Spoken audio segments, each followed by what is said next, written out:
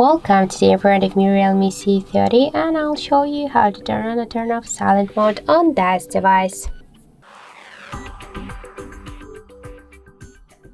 First, let's just press up or down bottom button on the right side of our phone for a few seconds, and after that you'll see here this bell icon.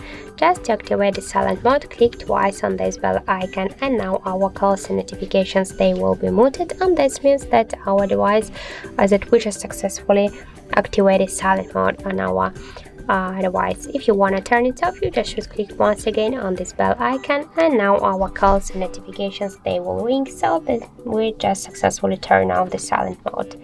So that's it. Thank you for watching, and if you find this video helpful, don't forget to leave a like, comment, and to subscribe our channel.